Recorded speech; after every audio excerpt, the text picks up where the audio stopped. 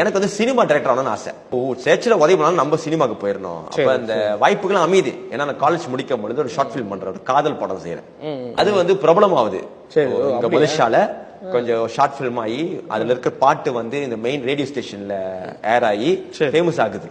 அப்ப டைரக்டர்ஸ் கூப்பிடுறாங்க, உன்கிட்ட திறமை இருக்கு, நீ வா எங்களுக்கு ஏடியாவா அசிஸ்டன்ட் டைரக்டராவா, ஒரு சில வந்துட்டு நான் உனக்கு இவ்வளவு பணம் கொடுக்குறோம், படம் சரியா அப்படின்னு ஒரு பெரிய பிசினஸ் மேன் வாய்ப்பு வர ஆரம்பிச்சிருச்சு. அப்ப இதாண்டா நம்ம சான்ஸ் சொல்லிட்டு போலான்ட்டு ஒரு ஆர்வத்தில் இருக்கும் போதுதான் ஒரு பெரிய தடை வருது. என்னன்னா சரி நம்ம எதை செஞ்சாலும் பாஸ்டர்கிட்டயோ குடும்பத்திலயோ சொல்லி நம்ம ஒரு தீர்மானம் எடுப்போம்ல.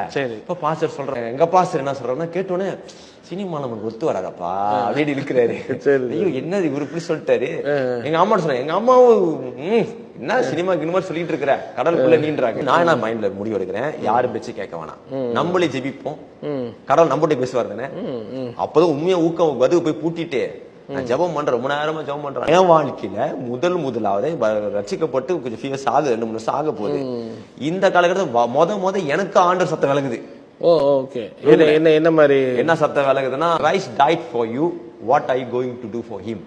கிறிஸ்து உனக்காக மரித்தார், நீ அவருக்கு என்ன செய்ய போற அப்படின்னு ஆவினரே என்கிட்ட ஒரு கேள்வி கேட்கிறாரு. அது தெரிஞ்சிச்சு ஆண்டர்கிட்ட கேள்வி கேட்கிறாரு. அந்த கேள்வியில பதில் வருது. கேள்வி அது எப்படி உங்களுக்கு வாய்ஸ் லிட்டரலா நான் பேசுற மாதிரி அப்படி ஒன்று இருந்தது. அப்படி காதால விளங்குற மாதிரில ஸ்ட்ராங்கா ஸ்பிரிட் அங்ஷன் சொல்லுவாங்க. ஸ்பிரிட்ல இருந்து சத்தம் அப்படி எழும்புது. அந்த மாதிரி சத்தம் உள்ள எழும்புது. ஆனா தெரிஞ்சு நம்ம யோசிக்கல, நம்மளே யோசிச்சா நமக்கு தெரியும்ல, நம்ம யோசிச்சு நமக்குள்ள சத்தம் வேகமா எழும்புது பாருங்க. அப்ப கடவுள் நம்மகிட்ட பேசுறாரா அப்படின்னு தெரிஞ்சிச்சு எனக்கு. சரி, அந்த கேள்வியில ஆண்டவர் எனக்கு என்ன சொல்ல வர்றாருன்னா, அவங்க சொன்ன மாதிரியே சினிமாக்கு போவாதன்ற பதில்ன்ற மாதிரி எனக்கு விளங்குச்சு.